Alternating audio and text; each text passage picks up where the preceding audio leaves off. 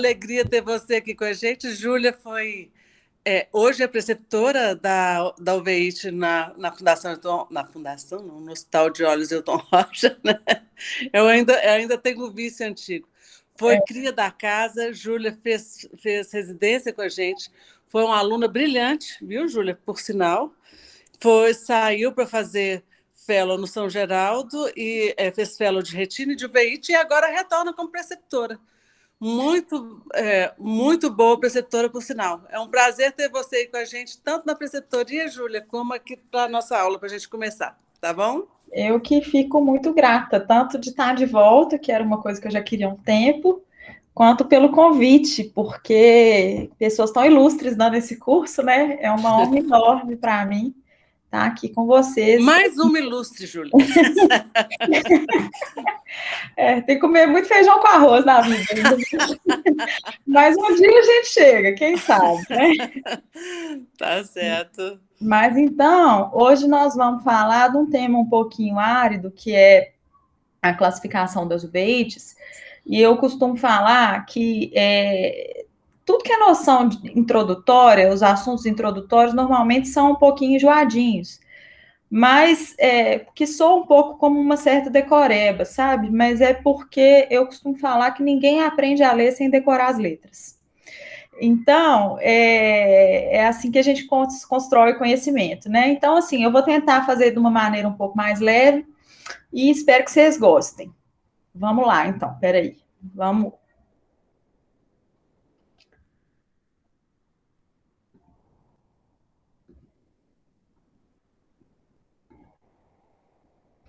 Tá compartilhando a tela, gente? Sim. Sim? Então, vamos lá. Hoje, então, nós vamos falar da classificação e diagnóstico das UVEITs como parte do curso de retina in vitro do Hospital Hilton Rocha. E nesse assunto, a gente não pode deixar de falar do SAM. O SAM, para quem nunca ouviu falar, é um artigo que foi publicado no American Journal of Ophthalmology, que é a padronização da nomenclatura em UVITs, que foi feita a partir de um workshop, e o resultado desse workshop foi publicado nesse paper, e a partir dele que a gente faz todos os nossos estudos, tudo, até a maneira como a gente anota o nosso prontuário, é feita baseada nesses dados, porque é uma maneira da gente padronizar e do mundo inteiro compreender o que a gente está falando. Na aula de hoje, então, nós vamos falar introdutoriamente um pouquinho sobre as UVITs, vamos falar o que existia antes do workshop, que é esse grupo internacional de estudos em UVIT, vamos falar um pouquinho do workshop e vamos falar um pouquinho do cenário atual, que é uma coisa um pouco polêmica que foi lançada aí esse ano. Mas então, já que a gente tem um público de R1, que muitas vezes não tiveram ainda a oportunidade de ter nenhum contato com o tema, o VIT nada mais é do que a inflamação são doenças que são doenças inflamatórias da camada média do olho, a úvea, né, que é a íris, o corpo ciliar e a coroide, principalmente. É um universo muito vasto de doenças. São doenças que podem ser infecciosas ou imunomediadas, muitas vezes até de outras naturezas também, como doenças neoplásicas. Elas podem ser sistêmicas ou restritas aos olhos, e quando a gente pensa que a gente tem esse universo enorme de doenças, é difícil você, muitas vezes, compará-las e registrá-las de uma maneira que seja compreensível e única. Essa pouca padronização que existia até então dos critérios de classificação, da graduação da atividade inflamatória e dos resultados terapêuticos, causava muita confusão. Por quê? É importante, quando a gente pensa na construção do conhecimento, que o conhecimento que seja produzido aqui em Belo Horizonte seja compreendido por quem está lendo o artigo na Índia, por quem está lendo o artigo no Japão, por quem está vendo o mesmo caso e procurando respostas para o seu paciente em qualquer parte do mundo. Então, por isso que é importante você ter padronização, apesar de serem doenças tão distintas assim. E quando você tem padronização, você possibilita comparação de resultados de diferentes centros de pesquisa, você possibilita a realização de meta-análises e possibilita o desenvolvimento de um quadro mais completo e significativo das doenças, bem como suas respostas ao tratamento. Porque, inclusive, quando você consegue padronizar, muitas vezes você compreende melhor como as doenças funcionam, e a partir desse novo conhecimento, você vai propondo novas estratégias terapêuticas. Então, até esse ano de 2005, o que existia era um grupo internacional de estudos em uveíte que já possuía um critério de padronização baseado na classificação anatômica da inflamação, ou seja, eles baseavam aonde que era o sítio primário da inflamação. Mas isso era insuficiente, por quê? Não existiam critérios diagnósticos para as uveites específicas e existia uma série de ambiguidades.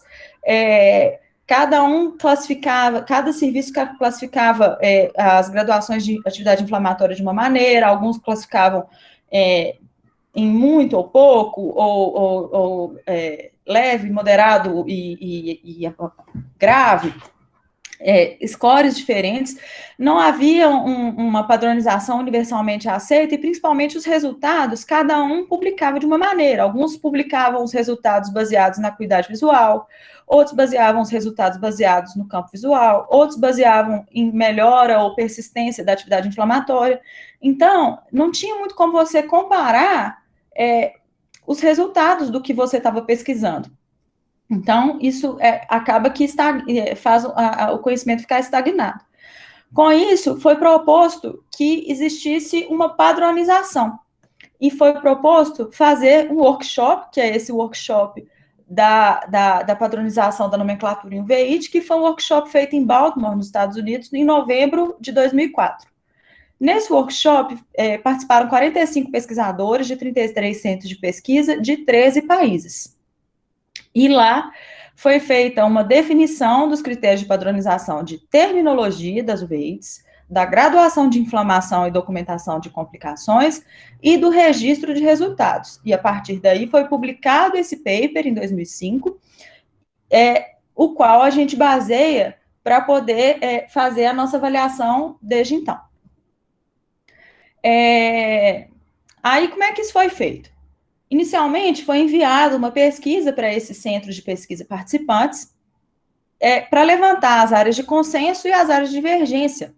E todos os participantes responderam essa pesquisa, e as respostas foram compiladas. A partir daí, eles fizeram um encontro, uma reunião, em que, num primeiro momento, foi feita a apresentação dos resultados de pesquisa, e aí eles foram divididos. Essas pessoas foram divididas em 3 comitês para abordar e padronizar esses três pontos: a terminologia, a graduação de inflamação e documentação de complicações, o registro de resultados.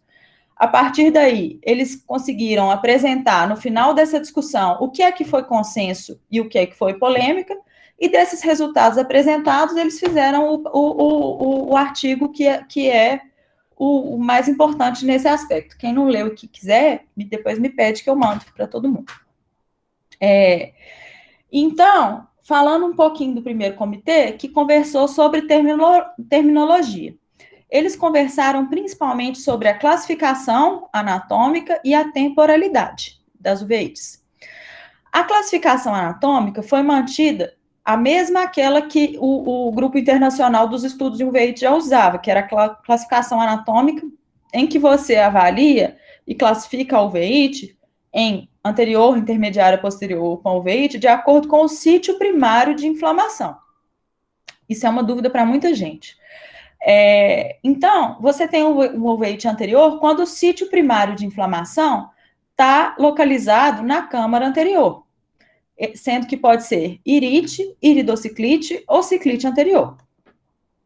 Você pode ter também a uveíte intermediária, quando o sítio primário de inflamação está localizado no vítreo, sendo que pode ser uma parsplanite, uma ciclite posterior ou uma hialite. Também pode ter uma uveíte posterior quando o sítio primário de inflamação está na retina ou na coroide, quando você pode ter uma coroidite focal, multifocal ou difusa, uma corioretinite, uma retinocoroidite, uma retinite ou uma neuroretinite.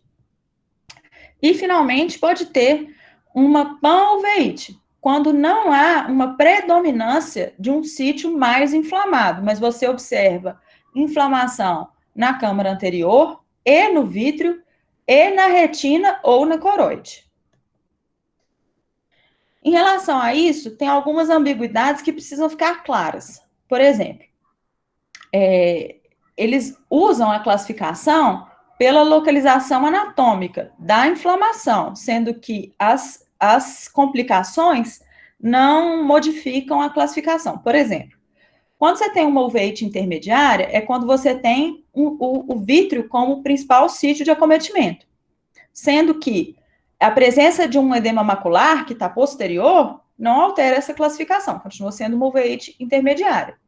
A presença de um embainhamento vascular periférico, que está na retina, também não altera essa classificação, continua sendo uma uveíte intermediária.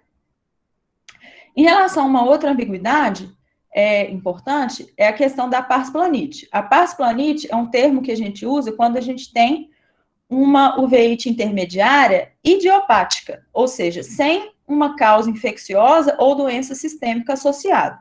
Quando você tem uma causa, ou seja, uma doença secundária a alguma coisa, você fala o termo uveíte intermediária por sarcoidose, por doença de Lyme, uveíte intermediária por esclerose múltipla, ou qual for a causa que você achar, entendeu? Ou seja, só para recapitular, se for idiopática, você pode falar pars planite. Se for secundária, usar o termo uveíte intermediária.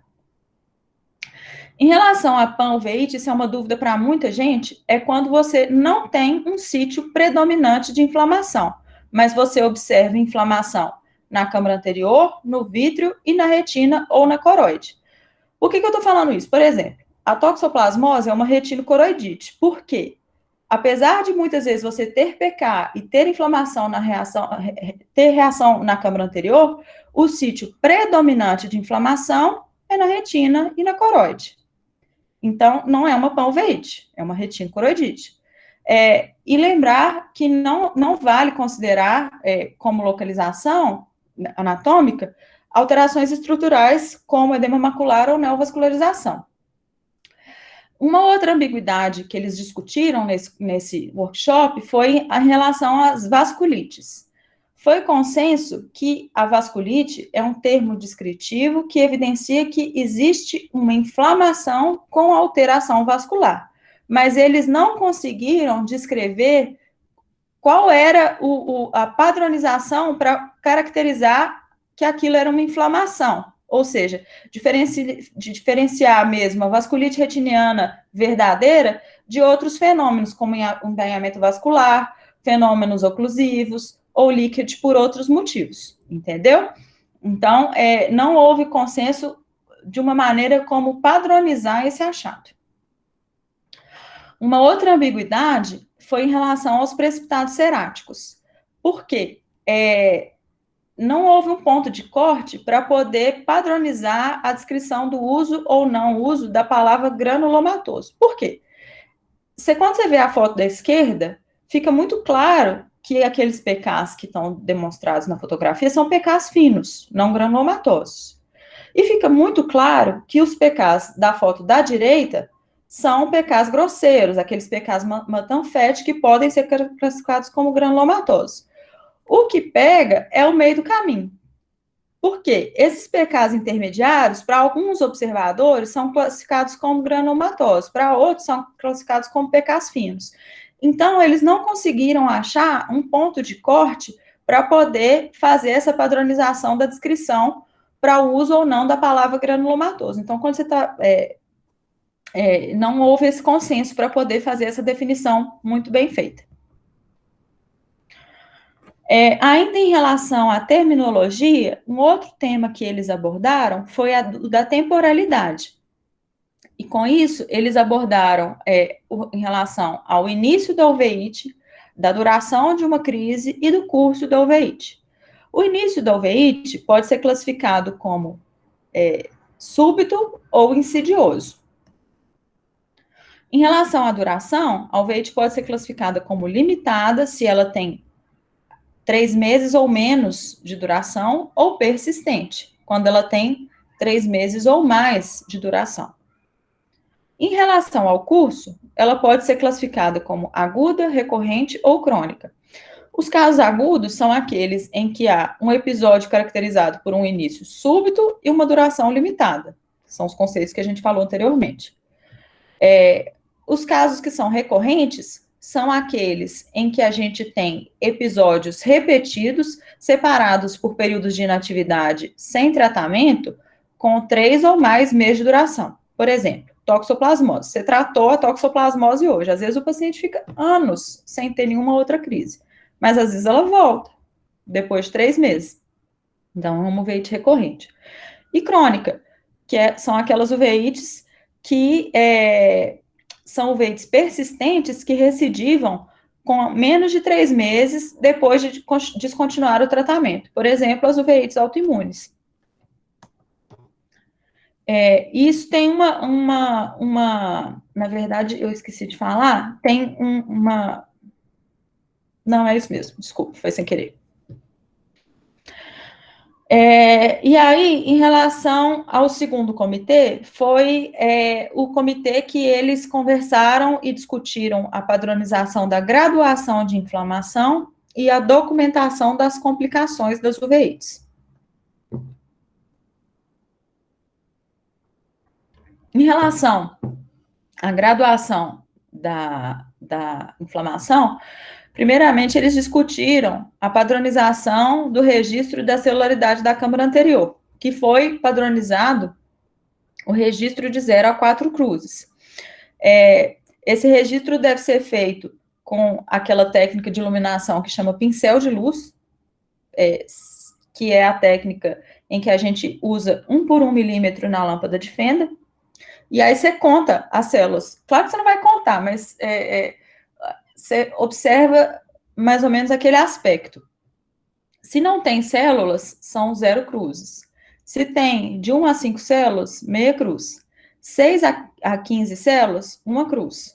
16 a 25, 2 cruzes. 26 a 50, 3 cruzes. Mais de 50, 4 cruzes. Sendo que a presença de POP deve ser registrada separadamente. Eu costumo falar, e foi o jeito que eu aprendi, que é claro que você não vai ficar contando se tem 50 células ali, até porque as células estão se movimentando pela corrente de convecção do calor, né? Mas a maneira mais adequada é você observar o aspecto.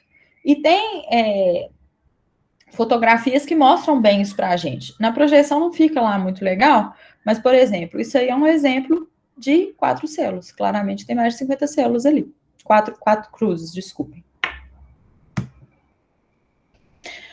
Ainda em relação à graduação de inflamação, uma outra coisa que eles tentaram padronizar foi a presença do flare. O flare é aquela turvação do humor aquoso que acontece por conta de exudação proteica ali devido à inflamação. Também foi classificado de 0 a 4 cruzes de acordo com a turvação do humor aquoso que você observa no exame. Se você não observa turvação nenhuma, que é quando você joga a luz e o humor aquoso está transparente, é classificado como 0 cruzes. Se tem uma turvação leve, que te permite ver perfeitamente as estruturas da câmara anterior, você tem a classificação de 1 cruz. Se tem uma turvação moderada, mas que você ainda consegue ver os detalhes da íris e do cristalino com clareza, são 2 cruzes. Uma turvação importante, em que você começa a ver com borramento os detalhes da íris e do corpo ciliar, são 3 cruzes. E aquela turvação intensa, em que o humor aquoso é considerado quase como plástico, ou em alguns lugares fala-se humor aquoso congelado, que nem parece que está se mexendo, considerado 4 cruzes. Esse aí que é o flare, quando você joga a luz e vê essa turvação do humor aquoso. Observem que aqui você não vê celularidade, mas você tem um flare importante. Naquela foto anterior que eu mostrei, você tem um flare um pouco mais leve, mas você tem uma celularidade mais importante. E isso muitas vezes te ajuda a definir a uveíte.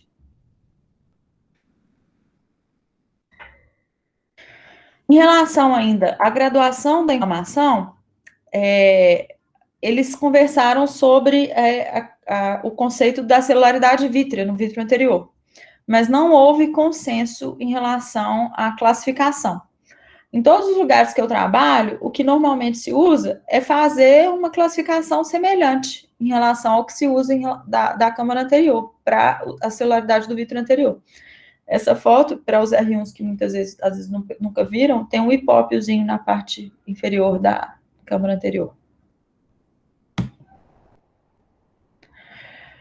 E, finalmente, esse comitê também conversou sobre a documentação de complicações. As complicações das uveites podem ser baseadas na determinação clínica, que fica registrada em prontuário, né, principalmente edema macular e a membrana epretiniana, e os registros baseados em exames complementares. Por exemplo, eles determinam que é o ideal o edema macular ser registrado com anjo ou OCT, a membrana epretiniana com retinografia ou OCT, a membrana neovascular subretiniana com angiofluorescenografia, ficou faltando A aí, ou a indocianina verde. No artigo, eles não citam OCT, talvez porque em 2005 os OCTs que estavam comercialmente disponíveis ao redor do mundo talvez não fossem tão bons ainda para isso. Em relação à disfunção de fotorreceptores, ou seja, disfunção retiniana, não houve consenso, mas sugerem usar testes eletrofisiológicos ou campo visual. Isso de acordo com a doença que nós estivermos falando. Por exemplo, o teste eletrofisiológico é muito bom para poder ver se está tendo evolução da doença de Arada. O campo visual para aquelas doenças, por exemplo, dos pontos brancos, de acordo com a progressão da doença. Então, isso aí fica mais a critério de qual patologia que você está. Não houve uma padronização em relação a isso.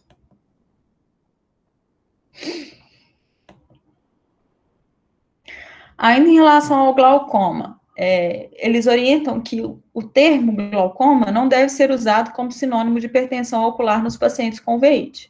Deve ser usado para os pacientes que têm registrado dano glaucomatoso ou com demonstração de perda ao campo visual. Fora essas duas situações, considerar pressão intraocular elevada.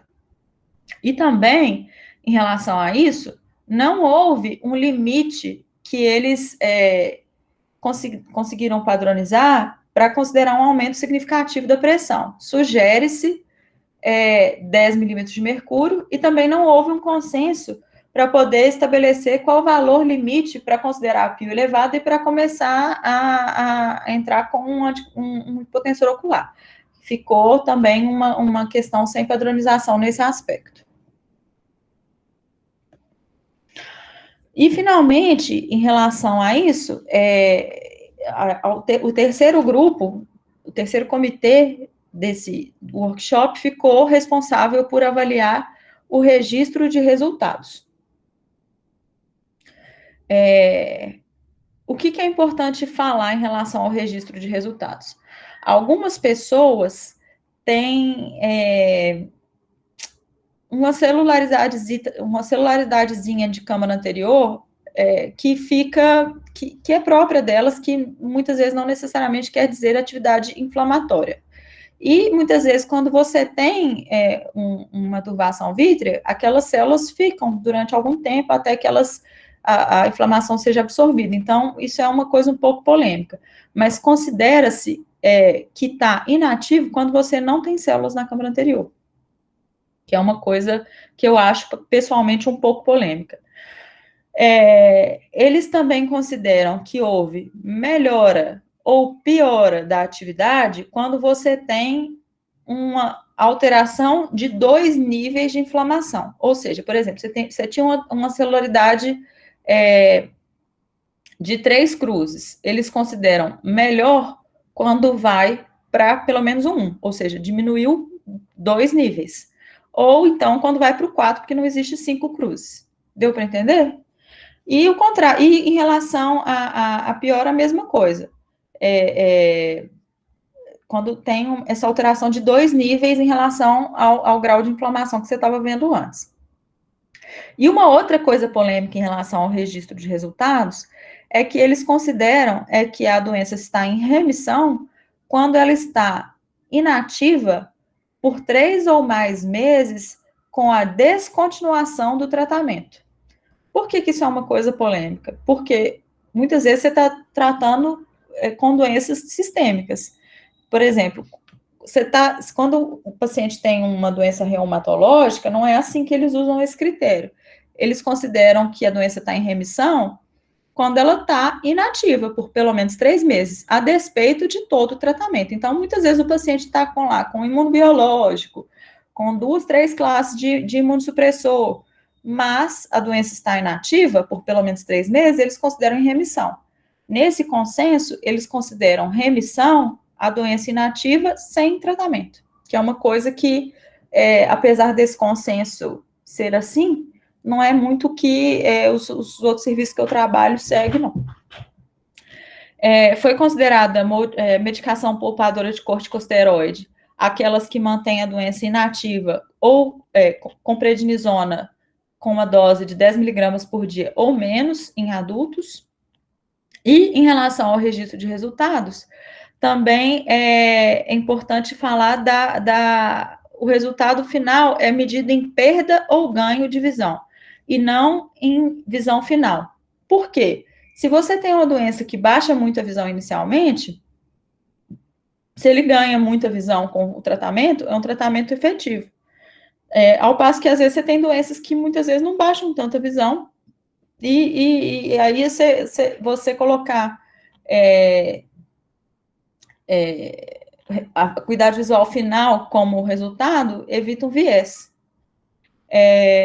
Também, eles recomendam que, para a medida de visão, sejam utilizadas tabelas logarítmicas, preferencialmente ETDRS, ou aquela fórmula logMAR, se não for possível. E aí, o que esse workshop concluiu? Esse workshop, ele iniciou o processo de padronização dos dados clínicos em uveites e padronizou a comparabilidade dos registros feitos por diferentes grupos. Naquela ocasião, ainda faltava padronizar critérios diagnósticos para entidades específicas em uveites, ou seja, padronizar os critérios diagnósticos em cada doença, complementar o processo de padronização dos critérios inflamatórios, né, aquelas polêmicas que ficaram faltando em relação, por exemplo, à vasculite, por exemplo, em relação aos PKs, em relação à celularidade do vítreo, e desenvolver objetivos de resultados específicos para o tratamento de cada doença. A partir daí, esse grupo advoga que esses critérios fossem utilizados em todos os trabalhos em uveíte, depois que ele foi publicado. E assim tem sido feito. E, normalmente, eu daria essa aula até aqui.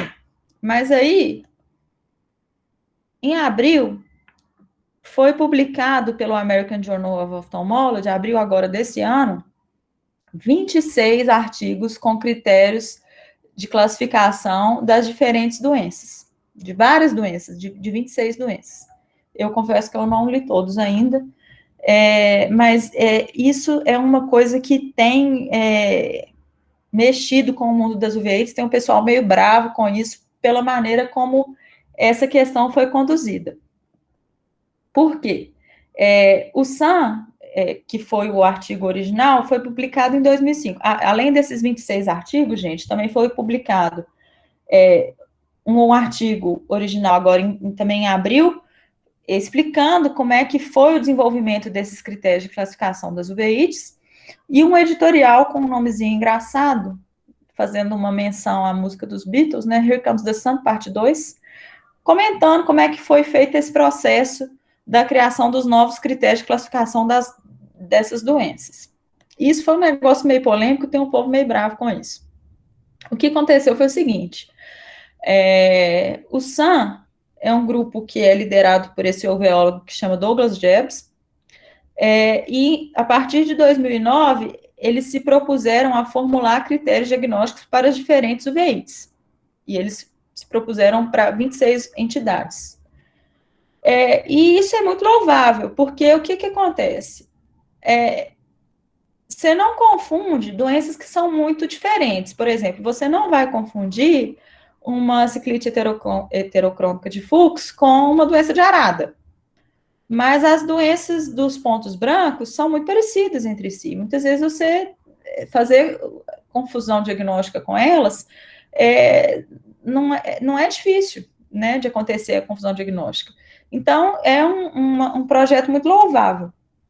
O que eles fizeram foi o seguinte, a partir de 2009, eles tentaram formular esses critérios e fizeram da seguinte maneira, de 2010 a 2016, o grupo coletou casos padronizados com descritores pré-definidos para essas 26 entidades clínicas, né, 26 doenças. Foram 76 investigadores ao redor do mundo e eles coletaram quase 6 mil casos de uveíte, em que eles buscaram ter mais ou menos 250 para cada doença. E aí, o grupo foi avaliado de uma maneira que você tivesse representatividade, mas não acabou que não foi muito, porque a maioria desses pesquisadores são dos Estados Unidos e da Europa.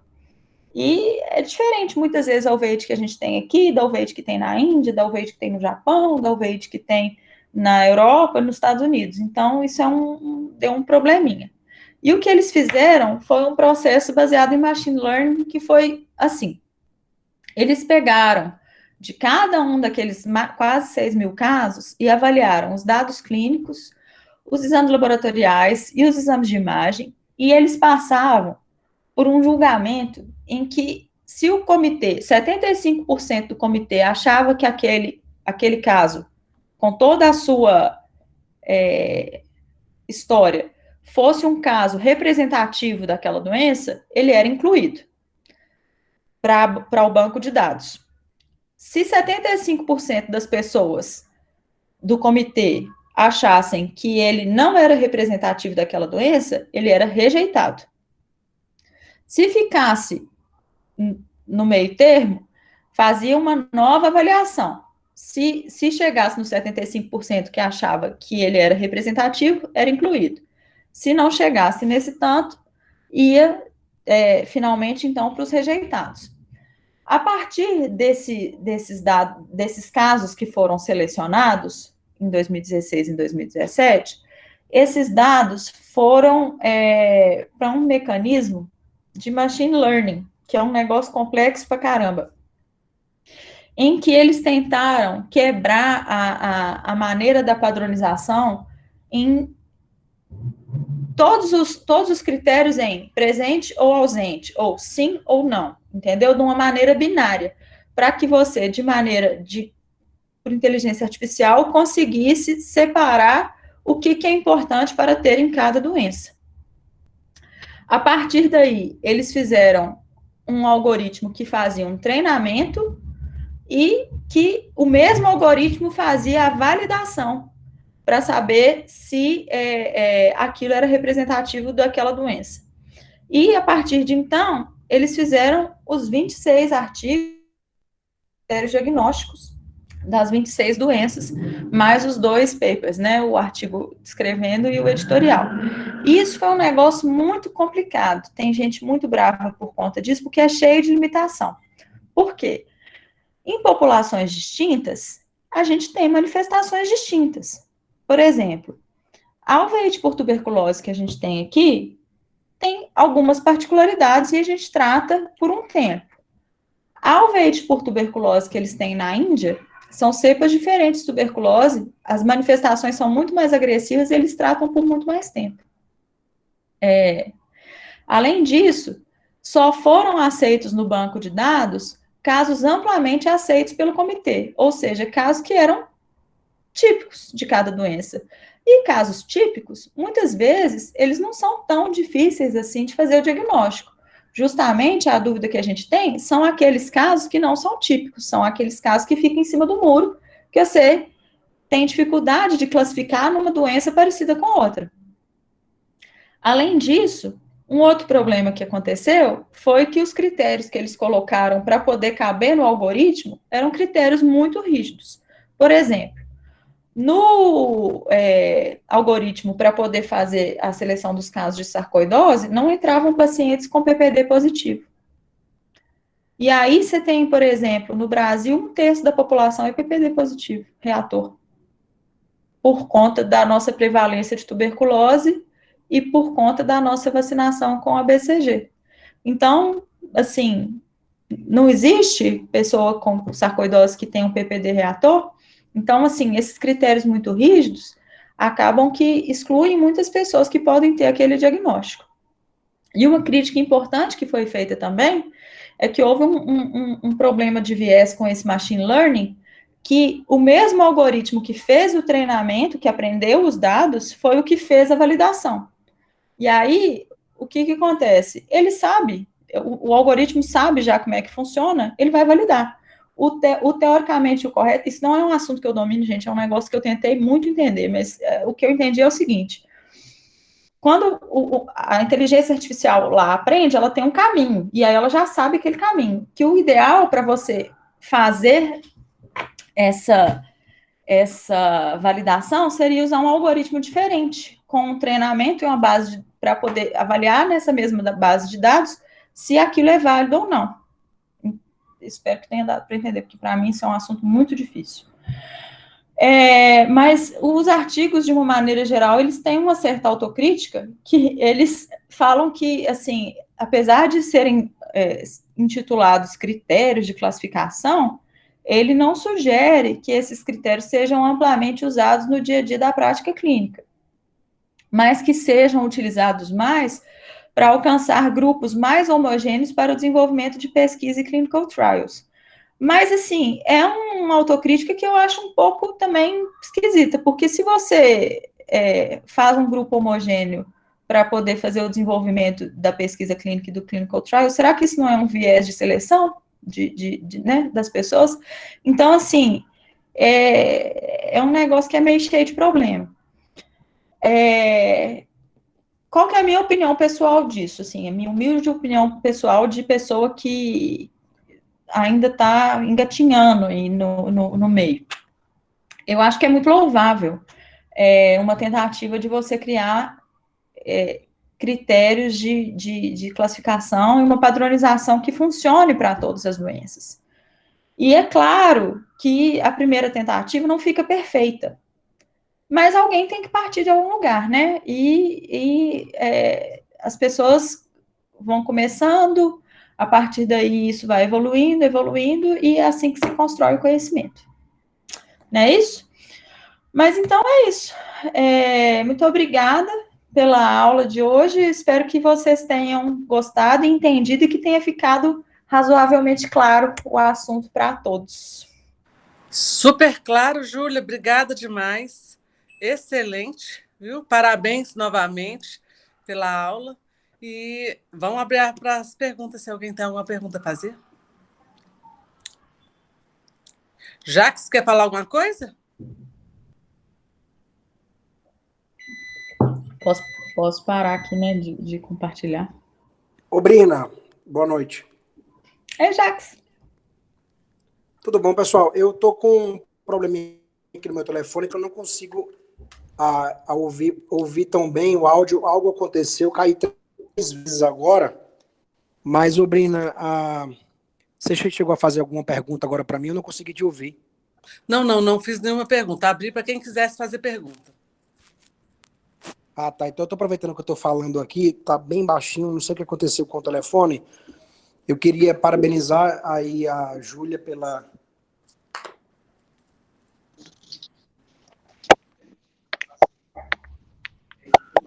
Jacques caiu. Baseado nesses artigos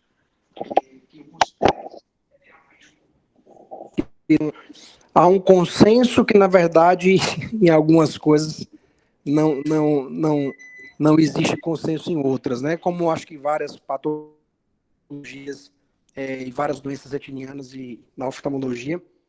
Mas eu queria falar que a aula foi caprichosa, apesar que eu entrei com 7 minutos de atraso. Eu já sabia que ia ser bem caprichada, né? E vindo de você, eu imagino que não seria ou seria, na verdade, uma aula excepcional. Meus parabéns. Eu vou aproveitar, já que a Brina falou que abriu para pergunta, né, e eu não consegui ouvir, eu queria fazer uma pergunta, então. Então, vamos. Agora melhorou, tá vendo? O áudio agora ficou um pouco melhor.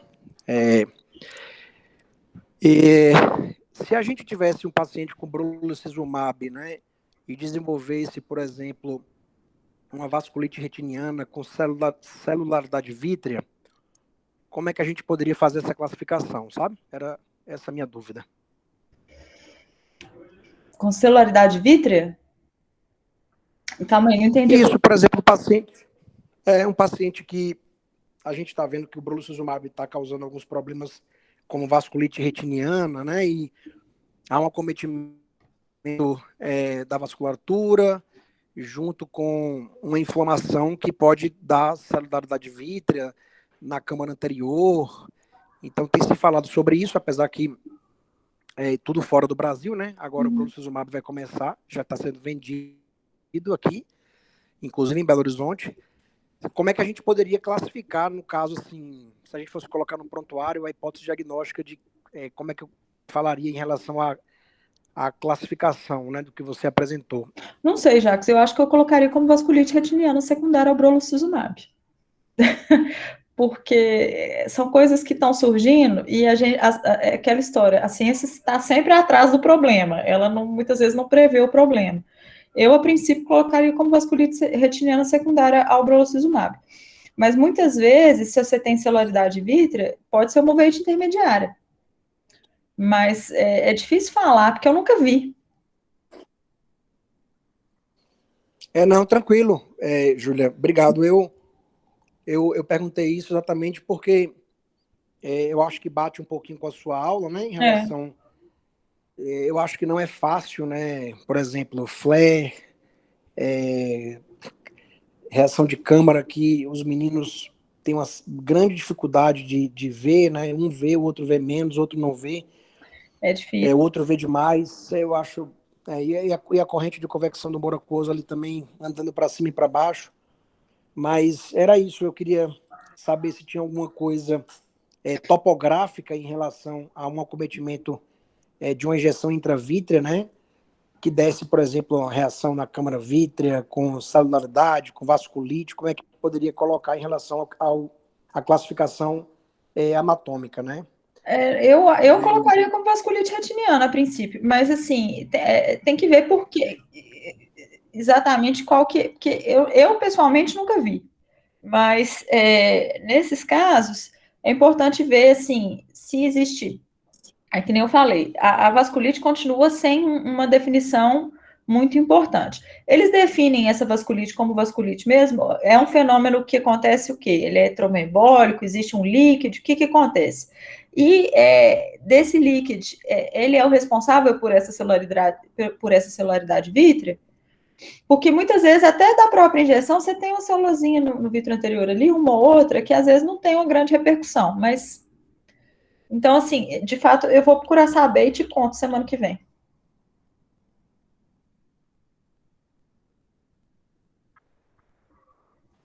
Tá sem som, Lu? Você falou alguma coisa? Perguntei, Jax, porque eu acho que o Jax também, acho que está sem som também. Agora voltou. Júlia, obrigado, então. Eu também nunca vi essa reação, porque o brolucizumab não era autorizado no Brasil. Começou na semana passada e eu aproveitei a sua aula magnífica para poder perguntar. Eu só queria fazer uma observação em relação a uma coisa que eu acho interessante, que é o seguinte, já que tem residente aqui, e eu não vou me prolongar muito, que é o seguinte, quando eu vou ver reação de câmara, né, eu particularmente, eu não faço o que o Kansky manda, né, que é o pincel luminoso, questão de prova do CBO, né, qual a melhor tipo de iluminação para ver reação de câmara, pincel luminoso, ponto final. Eu, particularmente, sei que não é o correto, mas Jacques, né, isso é quase que um vício, né? A pessoa gosta dessa forma e ela acaba fazendo, mesmo sabendo que não é o certo. Mas se eu consigo ver melhor, eu acabo achando que é mais fácil para mim. Eu faço a avaliação de celularidade na câmara anterior como se fosse com um paralelepípedo, né? Eu sei que a gente sabe, quem tem livro de uveíte intermediária sabe que não é uma iluminação para isso. Mas eu consigo ver perfeitamente melhor comparando com o pincel luminoso. Eu consigo ver, talvez pela extensão do campo ser mais... Eu também. Né? Eu acho que é muito fácil de ver com Inclusive, a foto de celularidade de câmera anterior que eu botei não tá com pincel luminoso. Eu fiquei assim, deixei assim, meio de lado. Mas... Sempre quando eu mostro para os... eu acho que é um jeito bacana de conseguir ver um arco grande que pega a córnea toda, né? E aí quando você aprofunda para dentro da câmara anterior, você vê as células passando, né? Assim como gotículas de óleo de silicone e por aí vai. Parabéns mais uma vez aí, e eu agora vou deixar a Brina continuar. Só você falou aí, óleo de silicone é uma coisa também que é outra que quem não está acostumado a ver confunde muito. Gotícula de óleo de silicone com reação de câmara é uma coisa que a gente vê essa confusão, principalmente residente, que não está muitas vezes acostumado a ver. É muito diferente, porque uma é desse tamanho, a outra é desse tamanhozinho, assim, sabe, gente? Mas, assim, é porque a primeira vez que a pessoa, às vezes, identifica, chega todo feliz. Olha, eu vi a reação de câmara. Você me fala, não é reação de câmara, é óleo de silicone. Mas acontece. É verdade. Bom, parabéns, Júlia. Você acha que não tem mais nenhuma pergunta? E boa noite a todos. Fica com Deus. Boa noite.